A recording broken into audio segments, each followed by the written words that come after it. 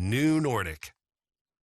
More than 20 million Americans are under red flag warnings from Arizona to Missouri. ABC News Chief Meteorologist Ginger Z says those states are also seeing strong winds. Take those winds 40 to 75 miles per hour. You pair it with relative humidity as low as 10%, some places even as low as 6%. And that's why you've got that serious fire behavior possible for 8 states or so across the Southwest. By the morning, the strongest winds will move north into Oklahoma, Kansas, Nebraska, and Iowa. Nestle is recalling 4 frozen meals because they may contain wood-like material. Included are Lean Cuisine butternut squash ravioli, Lean Cuisine spinach artichoke ravioli, Lean Cuisine lemon garlic shrimp stir-fry, and Stouffer's party-sized chicken lasagna. Nestle says the meals were distributed between September 2024 and March 2025. What are the most popular dog breeds in America? For 3 years in a row now, the French Bulldog sits atop the list of the most popular dog breeds in the country. The AKC's Brandy Munyon telling Good Morning America one reason why is that they're portable. They're highly adaptable. They're good in small spaces. They are love bugs. They just want to be with you most of the time, and I think that's what really attracts people to them. Number 2 dog on the list is a breed that's way more energetic than a Frenchie, the Labrador Retriever. And the 3rd most popular dog in the country is the family favorite, the Golden Retriever. Sherry Preston, ABC News. Google has struck a deal to buy the cybersecurity firm Wiz for $32 billion. Could be the tech giant's biggest acquisition ever. Dave Packer, ABC News. Do you hear that? Asthma triggers are everywhere, from dust mites, pet dander, and pollen, to smog and smoke. An asthma attack can strike anywhere, anytime. Be prepared with quick-acting Primatene Mist. Clinically proven to open airways quickly. It's the #1 FDA-approved asthma inhaler available over the counter. Primatene Mist. Breathe easy again. Use as directed. News Talk 610 AM and 102.1 FM. KVNU. 5:05 now at News Talk KVNU. I'm Will Feelright with a check of some of our top stories this Tuesday afternoon. Utah Governor Spencer Cox could be signing a bill that would ban pride flags from Utah's public schools and government buildings. Now, the bill's Republican sponsors argue that it's an effort to encourage political neutrality among government workers and teachers. But Chad Call with the Utah Pride Center calls the bill wild government overreach and unconstitutional. Now, he says that folks in other communities can use or wear symbols that indicate their values, and he sees the pride flag being no different. Those symbols are largely recognized as free speech in this country. This bill is, in our opinion, an infringement on that free speech, especially in the workplace where people have a right to express themselves. We feel like pride flags are in alignment with that. Call says that while he doesn't know if Cox will sign HB 77 into law or not, he adds that Utah Pride and other local pride celebrations will still be taking place. We will still gather together the first week of June. We will still fly our pride flags, even if the city can't join us in that. We will still gather and we will still come together and celebrate something that we have for decades in the state. Now, Call is encouraging the governor to veto the bill and consider how many Utahns in the state would be impacted. Meanwhile, an 18-year-old is facing felony charges after he allegedly tried to meet up with an undercover agent who is posing as a 12-year-old girl. Troy Demetris Turner, an 18-year-old, was arrested on multiple offenses.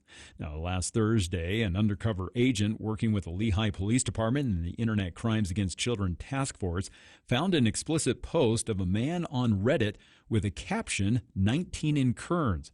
Now, the undercover agent responded to the post saying that she was too young. Now, the person who made the post, later identified as Turner, messaged back and asked for her age, to which the agent responded, nearly 13.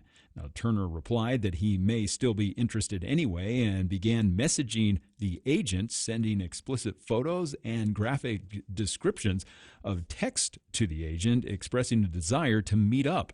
Now, eventually, Turner arrived at a predetermined location to meet up with the agent, allegedly, where he was arrested and booked into the Utah County Jail. And Corey Richens, the woman charged with killing her husband back in 2022, is now asking a court to move her trial from Summit to Salt Lake County. Now, Richens' defense attorneys filed a motion to change venue yesterday, asking that the trial be moved to ensure that she received a fair trial. Corey Richens is charged with aggravated murder for allegedly poisoning her husband, Eric Richens, with a fentanyl-laced drink. Her defense team said they had surveyed residents in Summit and Salt Lake counties and found that residents within Summit County would be biased. Now, as of yesterday, jury selection is still scheduled to begin in the trial on April 22nd, and the trial is scheduled to start in Park City April 29th. Clouds continuing through the rest of the afternoon as we've seen cold temperatures only in the mid-30s today, and tonight still a chance we'll see some isolated snow flurries still throughout the area, as overnight temperatures tonight expected to be down possibly even to low 20s or high teens. And then tomorrow, sunny skies with temperatures around 40. We'll see another chance of snow and rain, though, returning for Thursday, Friday, and Saturday, and then breaking up a little bit for Sunday and Monday. I'm Will Feelwright with your KVNU News Update. News and weather this hour brought to you by Logan Extermination. Hi, I'm Wendy, co-founder of Bell Sculpt. I know what it's like to feel uncomfortable in your own skin, worrying about how you look, feeling drained, and just not like yourself. Hormone changes, pregnancy, or aging can lead to weight gain and challenges that aren't your fault. That's why I believe so strongly in what we do at Bell Sculpt. I've had a procedure myself, and it transformed more than just my shape. It boosted my energy, metabolism, and confidence. If you're ready to feel like yourself again, Bell Sculpt is here to help. Book your free consultation at bellsculpt.fm.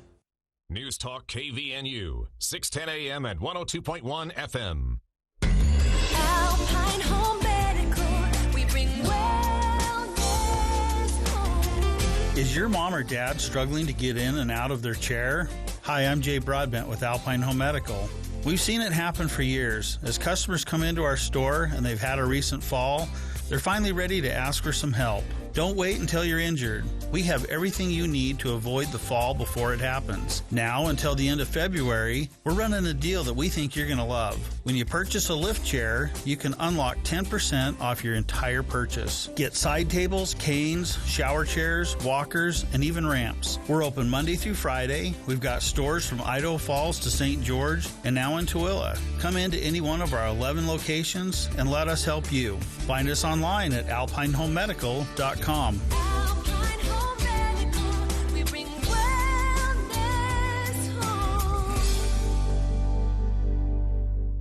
No matter what the conditions, DD Auto and Salvage can get your vehicle up and off your property. Now is the time to plan to make extra cash by calling DD Auto and Salvage and moving that old vehicle. Let them pay you for that junk vehicle. DD Auto and Salvage makes it so easy to get rid of your junker vehicles, paying you the most money possible. If you have metal, DD Auto and Salvage in Logan wants to pay you today. Call 787-1204. That's 787-1204 today. See store for details.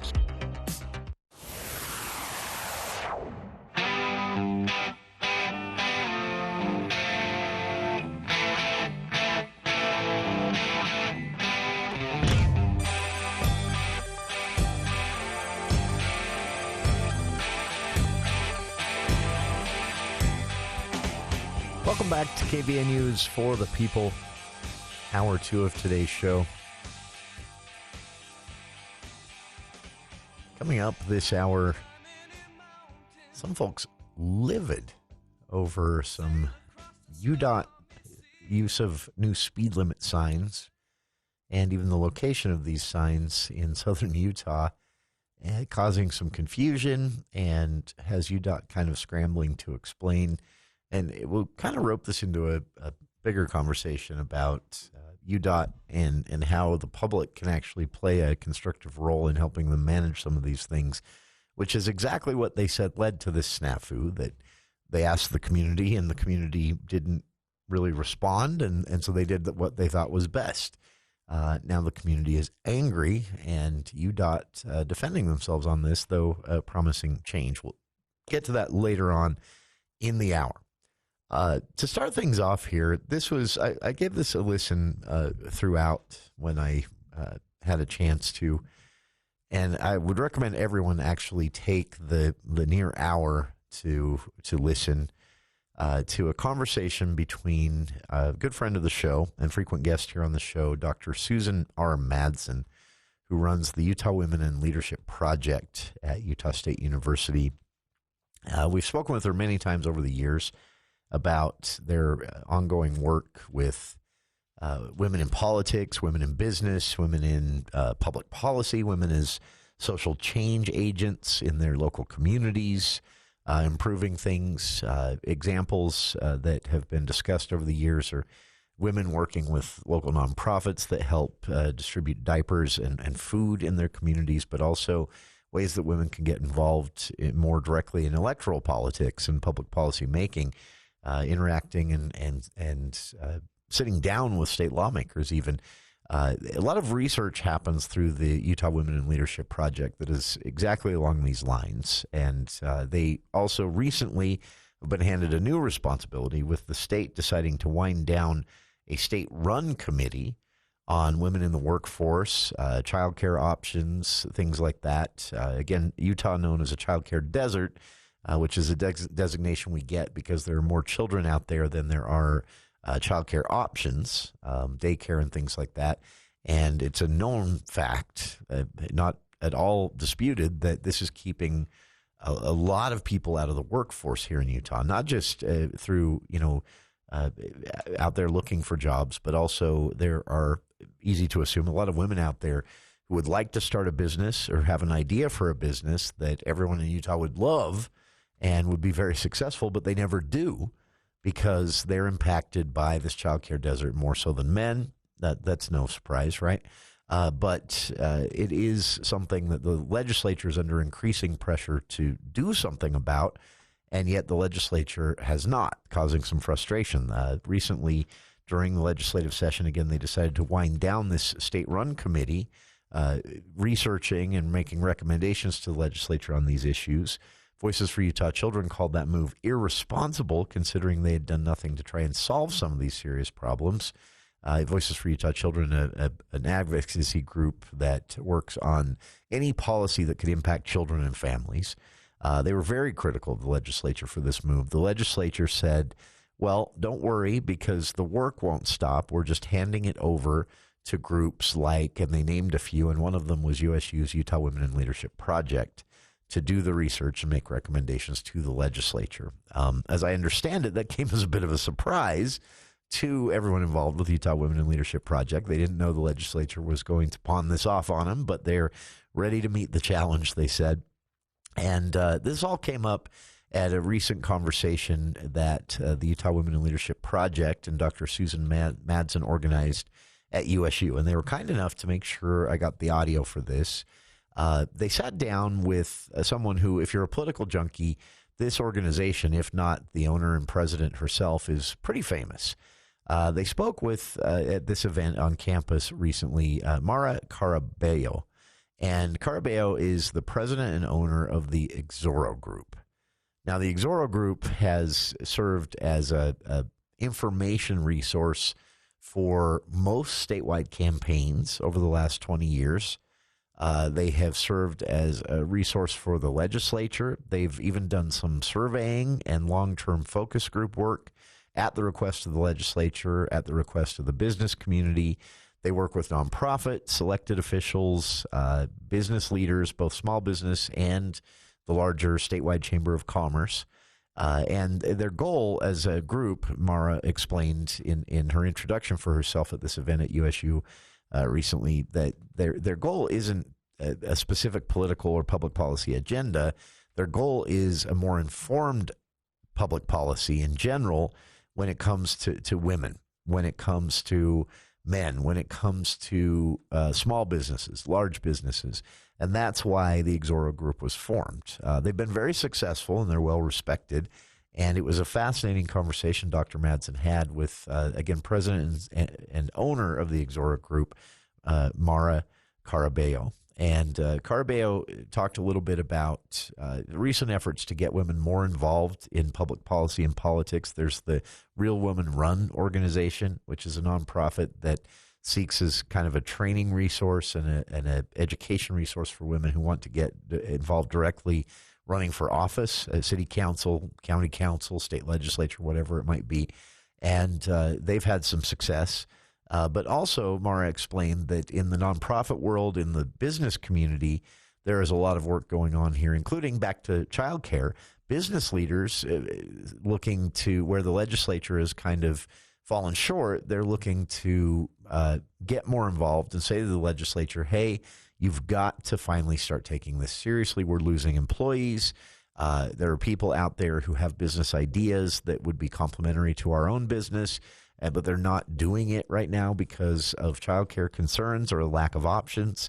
You need to act. And that has been interesting to watch that effort kind of grow and get a little more vocal.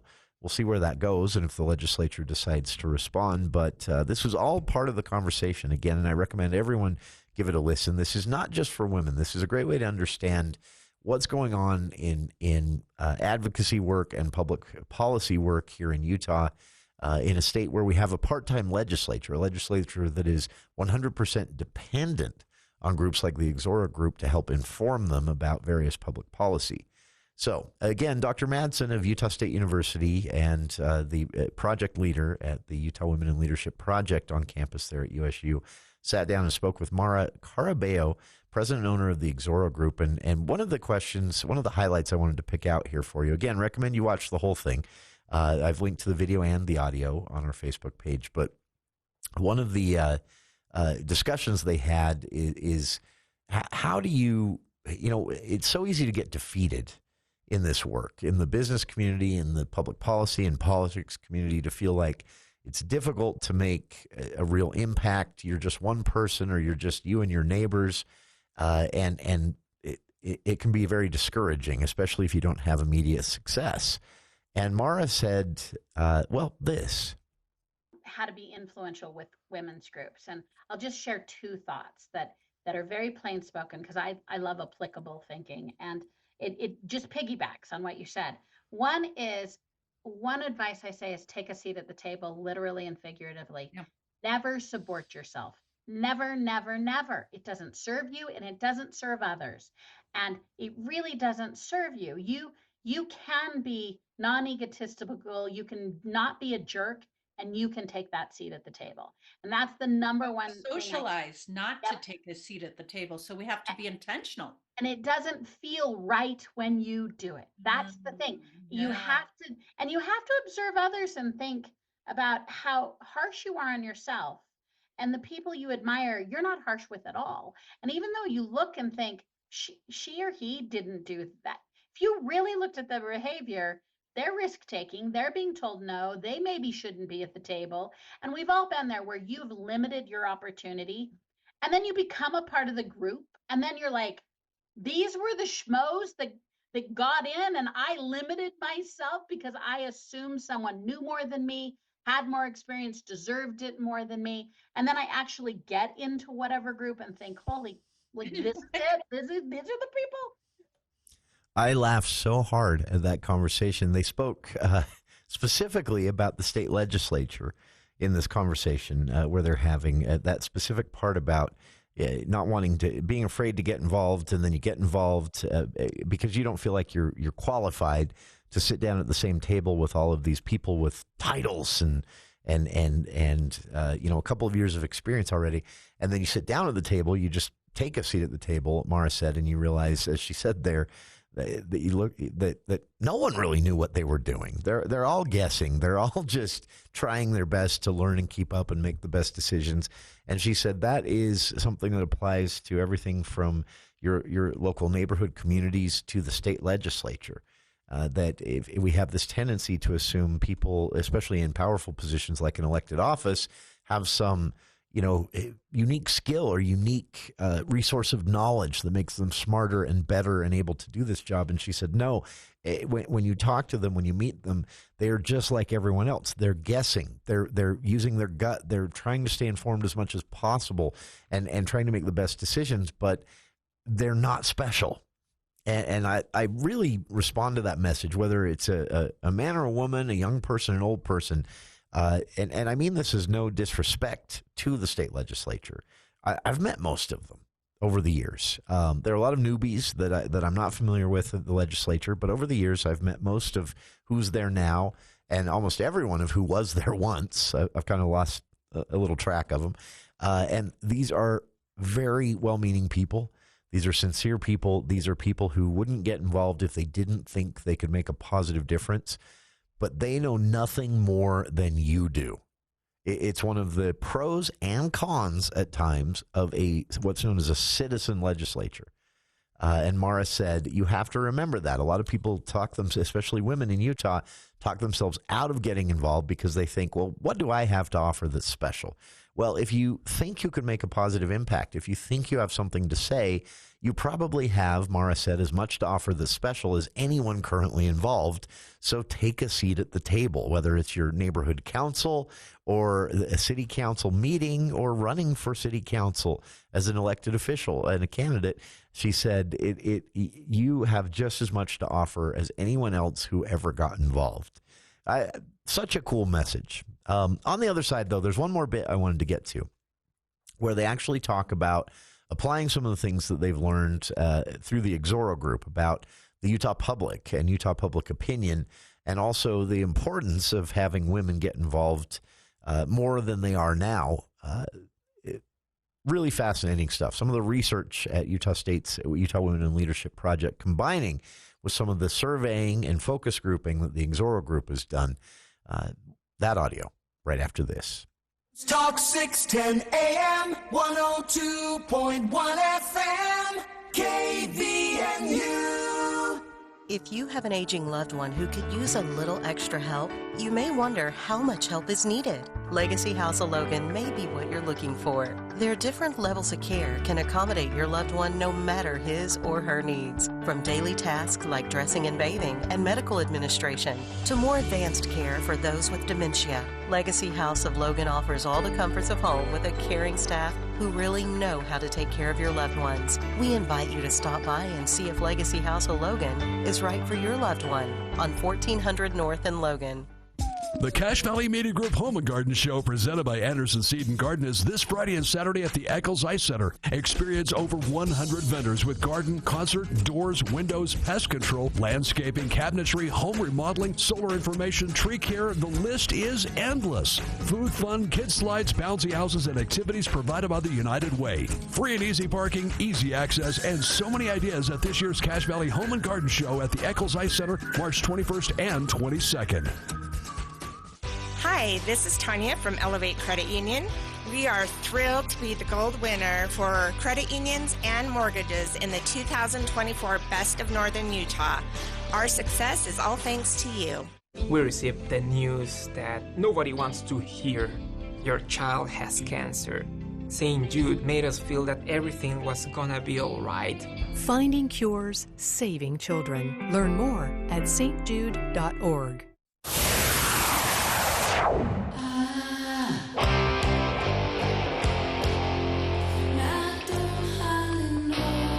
Welcome back to KVNU's For the People. Some highlights from a recent Utah Women in Leadership Project event at Utah State University up on campus.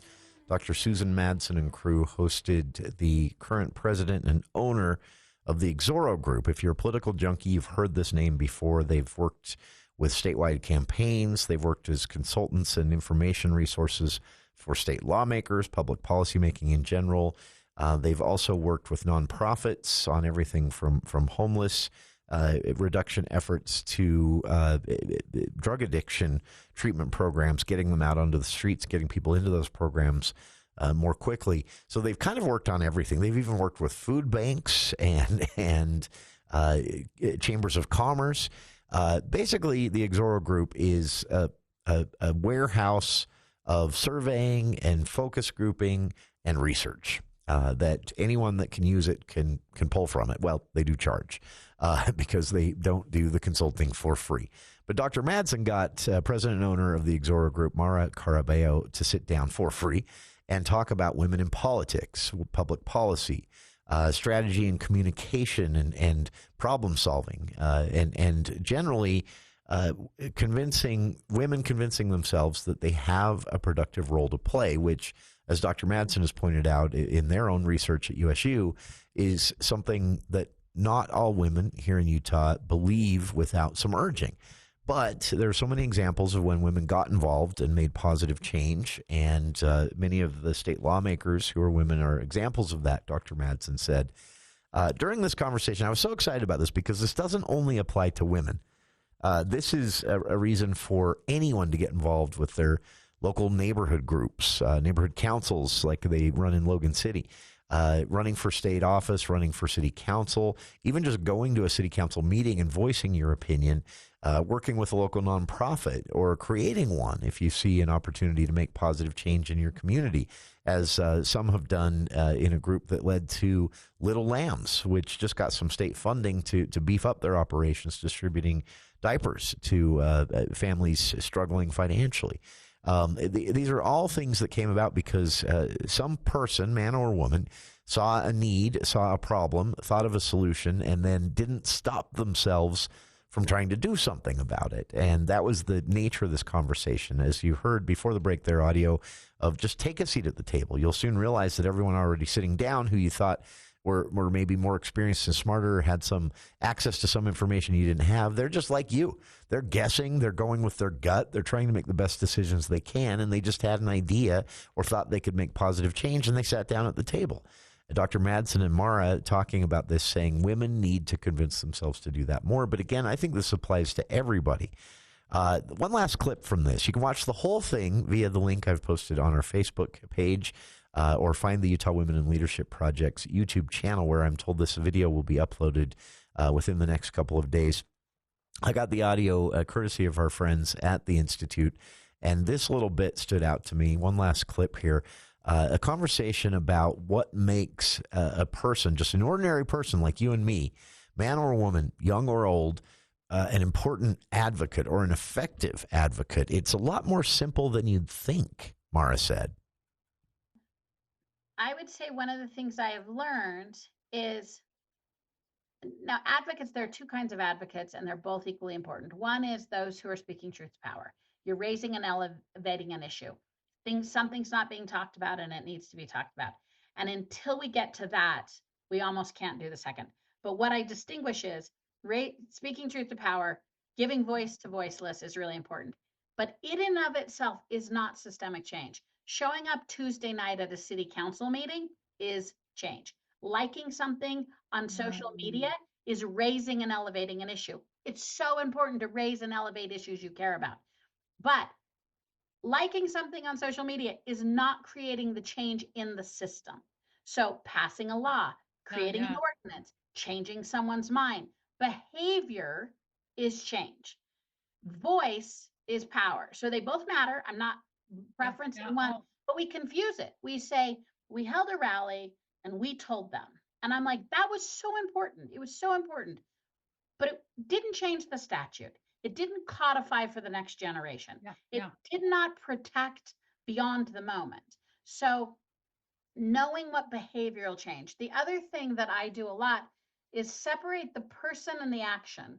So we were just talking that is an amazing skill, and I'm sure you learned a lot about that in your therapist, your whole family. That's right.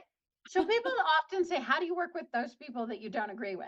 Well, as I've decided I don't need you to agree with me, I need you to do what I want you to do. And those are not the same thing. So I work with some people that parenting, that's a good thing to know for parenting. Totally. And yet all of these are easier said than done. So when you really want to make change, forget about getting people in leadership or in positions of change. Who cares if they believe what you believe? Get them to do what you want them to do. And that is a road that very seldom gets shut down. Getting people to agree with me, that is a pretty hard wall to climb over sometimes. But finding something that they could do that ultimately led to the change or the worldview I want to see is actually a more sustainable path. That is such a good insight. Because we survival instinct way though, don't we? We try to get the belief system and some of that, it's all important, right? Totally. But if they will at least do something, and you see that in the legislature and in business, in pretty much anything that we're trying to move change, which could be raising kids, right? Right. It could be about anything. Yeah. But if they'll do what you need them to do, you don't give up the other, right? Like there are times and places where you want them, and there's times for academic dialogue, theoretical dialogue. There's also times for discovering and exploring. Like it's not to say no to the other, but I find in this hyper tribal environment, tribalism is what I say and how I characterize my enemy, and it tends to be really high level and it's absolute. You're bad, I'm good. And policy is not like that. And yet you don't want to compromise. You're like, I refuse to wear that tribe's t-shirt. And like, so how do I even work with the other tribe when I find them repugnant and I find what they say so contrary to my values? So that's a mind space to stay in. I'm just saying it's not a mind space that changes statutes. So mine is, I don't have to accept. You're right. I'm very far apart from you. And there are, when I build trust, I can actually maybe start to change their hearts and minds. But until then, why don't I just change behavior? Why don't I just change statute? Why don't I just change process? And in order to do that, I protect who I want to protect and I advocate for what I want to advocate for.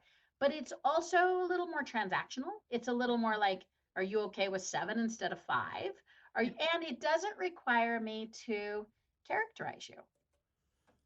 Absolutely fascinating advice and experience from someone who's been in the game for decades. Maura Carabello, president and owner of the Exoro Group.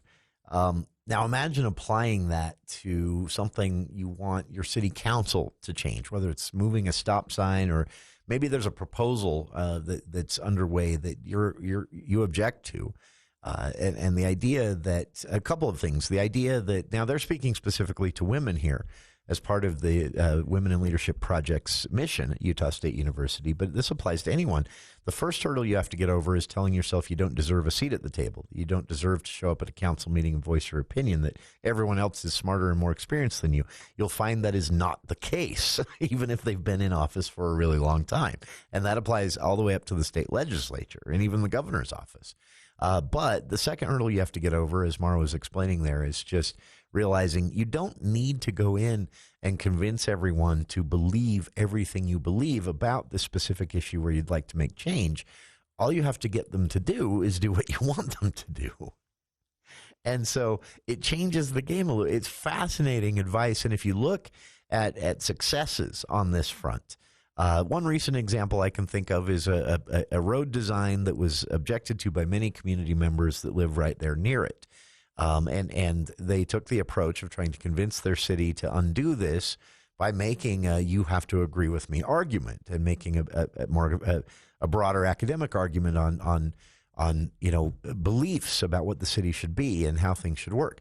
And instead, what they should have done is just went in and said something I agree with. Look, it's really hard to make a right turn here. Could we change this design? Well, in the end, they didn't get anything of what they wanted because they refused to negotiate with the city on a get them what you want them to do point of view. They wanted to convince the city to believe as they did.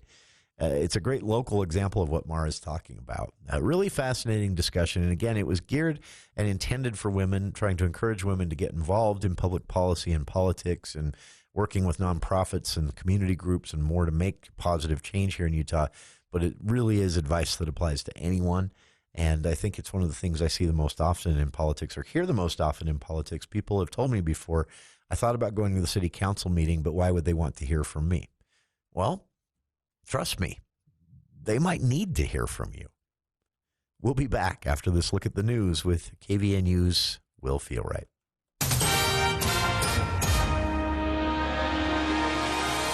Well, thank you, Jason. Yesterday, Brigham City announced that the child exploitation case involving the former chief of the Tremont Fire Department has been transferred because of a conflict of interest. Now, the Davis County Attorney's Office and the FBI's Child Exploitation and Human Trafficking Task Force are now in charge of the investigation. They took over the case in the end of February, according to the Brigham City Police Department. Now, the announcement comes as yesterday, Ned Brady Hansen appeared virtually in court for the first time. Hansen was arrested in January on several felony counts of sexual exploitation of a minor. Now, yesterday, officials said the case was originally transferred to the Brigham City Police Department from the Tremont and Garland Police Department due to a conflict of interest, as Hansen was an employee of Tremont and City. However, in February, Brigham City officials said that further investigation revealed the involvement of another possible suspect, Kevin Christensen, who is serving as a justice court judge.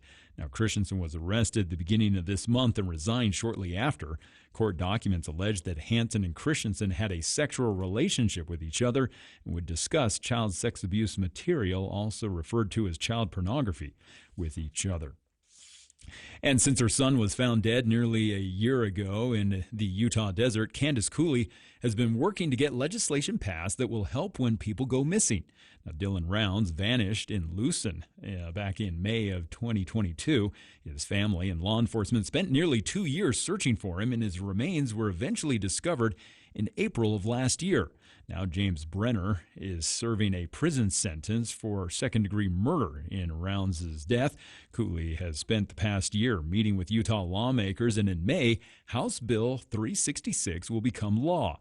Now, the new bill would dramatically speed up the time, not just when people are missing under suspicious circumstances, but also if hunters, skiers, campers, snowmobilers, or others become lost in remote areas. Cooley says she's also working to try to get similar laws passed in Idaho. And happening earlier today, the Utah Transit Authority saying that riders on Frontrunner could have experienced a delay after a rider caused a disruption on one of their trains. According to UTA officials, the incident started when a rider on a Frontrunner got onto the train at the Murray Central Station with a gas-powered bike. Now, when UTA workers told the man that he could not get on the train with the bike, he became upset and dumped the gas in the bike inside the train's bathroom. Now, Utah Transit authorities say they were able to drain the bathroom and the delays only lasted about 15 to 20 minutes. But UTA police arrived on the scene and questioned the man. It's not clear as to whether or not he'll face any charges.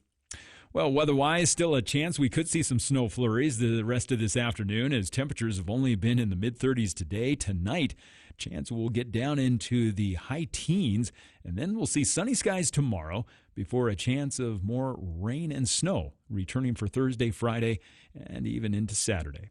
And news and weather this hour is brought to you by Whole Tree Care. Right now, you can get a 10% discount on having your trees and shrubs trimmed. It's Whole Tree Care. Give them a call at 760-6587. And I'm Will Feelright with your KVNU News Update. ABC News, I'm Dave Packer. NASA astronauts Butch Wilmore and Sudie Williams made their long-awaited return to Earth today from the International Space Station, coming back from their unplanned 9-month stay there, splashing down in a SpaceX capsule, and as the hatch opened... There we have it, some waves, some thumbs up, and some smiles. The pair will be heading to Houston for medical checkups. President Trump on a 2.5-hour call today with Russia's Vladimir Putin. Putin rejecting the U.S. plan for a 30-day ceasefire, but agreeing to stop attacks on Ukraine's energy infrastructure. A federal judge today ruling that Elon Musk's attempt to unilaterally dismantle the U.S. Agency for International Development likely violated the United States Constitution. The National Archives today releasing thousands of pages of declassified records related to the assassination of President John F. Kennedy in 1963. Small part of the more than 6 million pages collected by the archives, most already declassified. This is ABC News. Ah, spring. That time of year when you turn up the heat in the morning and the air conditioner in the afternoon. If you're constantly adjusting your thermostat just to stay comfortable, it might be time to talk insulation. You see, today's insulation is superior to what they used to put in homes. Not only does it help regulate the temperature inside, but it can also slash your energy bills. Maybe you just need to insulate your attic, garage, or a specific room. No problem. Call Cardall's Insulation, 755-5012. That's 755-5012. Extra Pro of Logan celebrates 11 years of giving away a dream playhouse at the Cache Valley Media Group Home and Garden Show. Over a decade now of crafting wonder for your kids, and this year's playhouse is better than ever. This life-size playhouse, a marvel for young imaginations, could be yours. Visit the Extra Pro booth Friday and Saturday, March 21st and 22nd at the Cache Valley Home and Garden Show and enter to win this one-of-a-kind creation. Extra Pro, your home exterior professionals with new, remodel, or repair. Weather changes are tough on your transmission. As we move to colder winter weather, AMCO Transmission invites you to bring your vehicle in for preventative maintenance before the snow flies. Have a diesel pickup, Cummins, Duramax, or Power Stroke? AMCO in Logan is your transmission specialist, and they promise to get you in quickly. For over 50 years, AMCO Total Car Care has been experts in repair for transmission, brakes, tune-ups, and more. Find your local AMCO. 75 East, 2000 North, 752-1940. Your landscape should be a place to relax, entertain, and spend family time. Canyon Landscaping designs and installs livable landscapes that define space in new or existing yards. Hardscapes with retaining walls, paver and stone patios and walkways each create privacy, interest, and purpose, plus fire pits and sitting walls to add value to any yard. Go to canyonlandscaping.com for more details, then call to schedule your free consultation. Call 752-3838 or go to canyonlandscaping.com. Canyon Landscaping. Look for the leaf.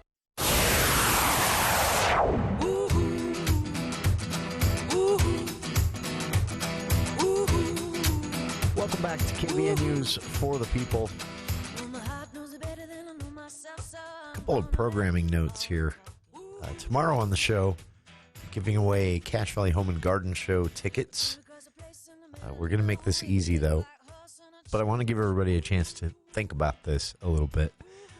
In light of this topic we're about to dig into here. So we'll open the phone lines up tomorrow to give these tickets away. And what I'd like to know from listeners is which side you fall on this issue specifically. It's related to a controversy in southern Utah, State Route 9 specifically. If you've ever been to Zion National Park, this is the road you take off of Interstate 15 towards the entrance of the park. You cut through Hurricane and Laverkin, places like that. That's the road we're talking about here. And if you've been on this road, you know that the speed limit fluctuates. Now, not like state of Idaho fluctuates, those 25-mile-an-hour speed traps where you go from 65, 70 on the stretches in between things, and then as you near the city, it drops down to 25 really fast. Not like that, but it did fluctuate. I think it was 65, and then it would drop down to 50 in certain areas, and then up to 65. And yeah, so it's that's the way it's always been. Well, UDOT recently launched an experiment. Well, not really an experiment. This is based on what the data tells them would be best. They reduced the speed limit on the entire stretch of State Route 9, again, from I-15 to the entrance of Zion National Park to 55 miles per hour. So the question I have for listeners on this, and you can think about it, we'll give some more of these tickets away tomorrow, but I'm curious. So I noticed there's this one portion of road here in Cache Valley where the speed limit, this is if you're heading south into, you're passing the South Walmart and headed towards Nibley through Providence there on the main road, on the highway. Say you stop at the light there at the intersection of the Walmart, the South Walmart, and you're headed south again. So the light turns green and the speed limit's 55. So drivers will speed up to 55, but most likely if you were sitting at that light, the timing of the lights, you're going to get stopped at the next light there in Providence. And then if you're continuing on, say you're headed south into Nibley, you're also going to get stopped at the Ridgeline High School light. And then you're going to get stopped again at the light there in Nibley, where it kind of connects to from 3200 south of Nibley to the road that goes by the Millville Maverick. That light is going to stop you too. And so what you have are drivers racing up to 55 and then getting stopped, and then racing up to 55 again and getting stopped. I feel like this is a safety concern, but also it's a waste of gas. It's a waste of, I tell you, when I drive this stretch, I just start off at about, at normal speed, I just get up to about 45, maybe close to 50 miles an hour, and you're going to get stopped to the light. So why burn extra gas? I think UDOT would be smarter to just make it a consistent 45 miles an hour from Logan into Nibley along that stretch of highway. So I'm a big believer in that sense in one consistent speed limit. But if you've been on State Route 9, it's very much different than that stretch of highway from Logan into Nibley, in that there are long stretches of absolutely nothing. And outside of poor weather conditions or migrating wildlife, which they put signs up for when they can, a little faster along that stretch of road through some stretches makes sense. Dropping down to 50 for other stretches of that road makes sense. I've never once driven that and thought, this speed limit doesn't make any sense. Well, local drivers didn't agree. They felt like the 65 was a little dangerous. They felt like the 50 was a little slow. So UDOT compromised, and they made it 55 throughout. But it's causing some confusion because of those long stretches of nothing. Now, it's not nothing, but you can't really see a lot of what's out there from the road. So you feel like you're driving through just a long stretch of nothing. The cool things to look at or the things that might keep you aware and alert as a driver are way off in the distance through long stretches of State Route 9.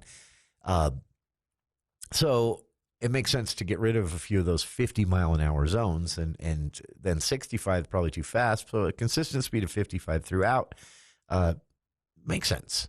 But what local residents are finding is that drivers want to be going faster. And so they believe, and they have only anecdotal evidence, but local residents are now telling Utah that reducing the speed limit is just leading to more people taking risks and trying to pass where they maybe shouldn't. One of the reasons is that this change is so new. UDOT says that it hasn't been updated in Waze and Google Maps car navigation systems. So drivers are maybe unaware of the new speed limit. And so they feel when they come up on someone doing 55 or a couple miles over 57, they feel like that person is just going below the speed limit and they pass. That could be part of it. But this one specific 7-mile stretch of road has actually undergone some extensive studies. And this is where things get really interesting. Because of the studies, the 55-mile-an-hour speed limit throughout State Route 9 has been determined to be the ideal speed for balancing safety with continuous traffic flow, considering that this road gets very crowded sometimes of year. Typically, this was, let's see, who is quoted here? Peggy Verdew. No, that's a resident. This is a man named Kevin Kitchen from the Utah Department of Transportation. And he said they actually did some pretty extensive surveying on this and studying, and they decided that 55 is a good balance, again, between safety and traffic flowing. But Hurricane residents feel that 55 on the road is too slow, way too slow for the traffic they have. 55, they think, is actually causing a lot of accidents. Instead of having drivers slow down to 50 for small stretches of the road where there's a curve or the road has a bit of a tip to it, certain places, those areas you had to slow down to 50. They said 65 miles an hour, even faster, actually made more sense. So they're upset UDOT made this change. UDOT, though, Kevin Kitchen, again with UDOT, said typically we're looking at the 85th percentile to see what people are driving. And it depends on the time of day that you're driving. Sometimes it gets hard to go much faster than that on this road anyway. And what the data said was that 55 miles an hour, again, is a good balance between safety and traffic flow. Local residents, though, said, it is too slow and people are just passing a lot more, and there have been a lot more accidents because of this. I don't have any data on that. UDOT didn't supply any. But then things get even more complicated. The speed limit signs that UDOT has chosen, residents say, are tiny. And they wanted to know why. Well, this was a cost-cutting measure. Instead of being the larger horizontal rectangle, it's a vertical rectangle. But it is causing confusion because people aren't recognizing them as speed limit signs. So basically what you have on this stretch of road, some people going 65 and 70 in a 55-mile-an-hour zone, and some people going 45 and 50 in a 50-mile-an-hour zone. And it's all due to the fact that they changed it to a consistent speed limit sign. UDOT says, though, this is something they know that happens. When they change speed limits on a road, they know that there's a learning curve, if you will. And that learning curve can last, this blows me away, that learning curve can last up to a year for drivers to learn a new speed limit. That's why they're so careful, Kitchen said, about changing these things.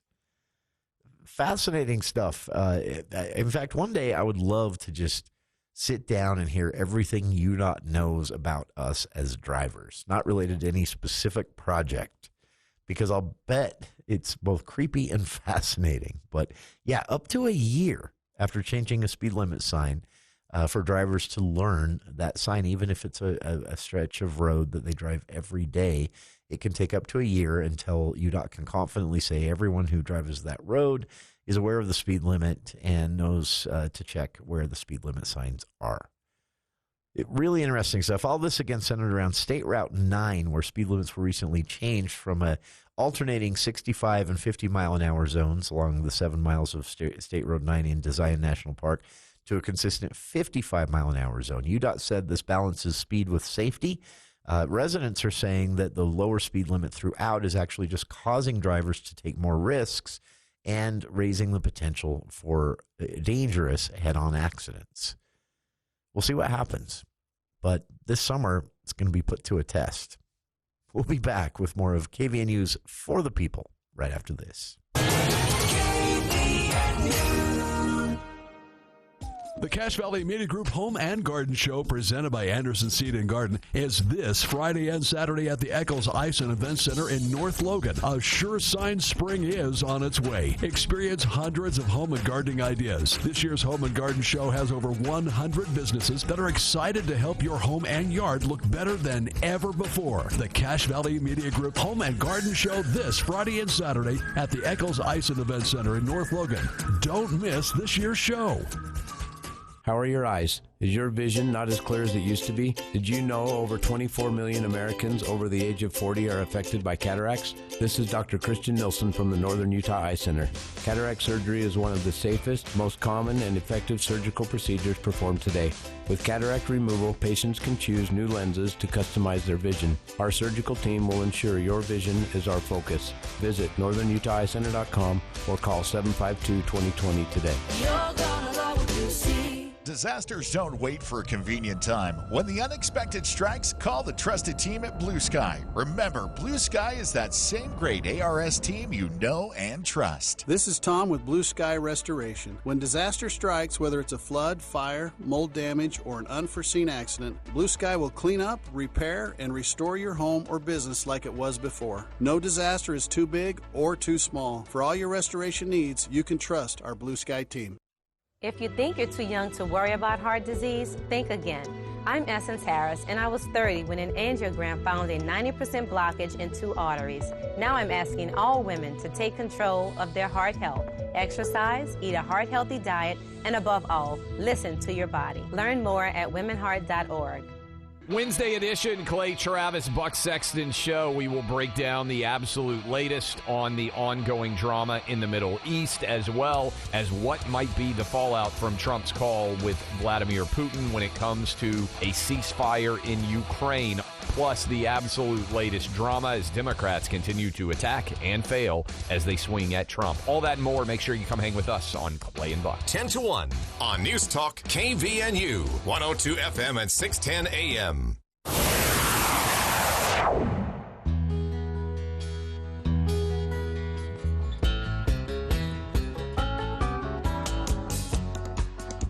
Final story for everyone today. Utah Division of Outdoor Recreation has launched what they are calling the Every Kid Outdoors Adventure Challenge. And the first for March is the Utah Rocks Challenge. And this is basically a badge collection system that is encouraging kids, and of course with the help of their parents, to get outside hiking, rock climbing, exploring, things like that. And you collect various badges throughout the state. You can find these at recreation.utah.gov. Click on the Every Kid Outdoors Adventure Challenge. They'll be doing a new challenge each month. But as part of this challenge throughout the state of Utah on Friday, with a quick and easy sign-up through the recreation.utah.gov website, kids can rock climb for free. Well, boulder for free. That's what we call it now. Now, this is done a combination of outdoor locations in some parts of southern Utah and indoor locations, climbing walls and things like that in the rest of Utah. And it runs from Cache Valley on down to St. George. At least one location in each local area that the state has set up through this recreation.utah.gov and the Division of Outdoor Recreation. And some of the locations, Ogden Valley Adaptive Sports, the National Ability Center, Wasatch Adaptive Sports, to give you some examples, are all involved. I can't see the location for Cache Valley here, but it does say that the locations are being added throughout the week this week, so I must just be a day early on that, I guess. Keep an eye on that. Again, recreation.utah.gov. Free bouldering, whether that be a climbing wall or an actual outdoor location. The state has recruited private companies who specialize in renting gear and training and things like that for these types of outdoor activities, and they're offering it for free this Friday to Utah kids from border to border. So this is the Every Kid Outdoors Utah Rocks Challenge, and that is this Friday with specific events throughout the state for free bouldering again. Here we go. They've got it up. More information can be found. It looks like the Smithville Public Library has some information on this and more as a participating location. Very cool stuff. And also the Tremonton Public Library has some information on this. So check with your local libraries and find out more as this continues throughout the month of March. There will be more events added. Again, this is part of an ongoing effort in Utah to both highlight all the options for outdoor recreation, but for tourism and things like that, but also to encourage Utahns to get outside more, to experience nature more, and to be healthier through recreational activity.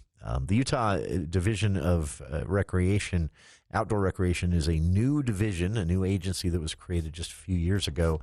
And again, working with the Outdoor Recreation Division, recruiting businesses to be a part of this. If you're interested in being a business sponsor or a business directly involved in some of these monthly outdoor recreation challenges and badge collection competition for kids throughout the state, you can find out more on becoming a part of this directly, offering services or more at recreation.utah.gov. But pretty cool thing. Free rock climbing for kids this Friday. More information at your local public library or by visiting recreation.utah.gov. And that's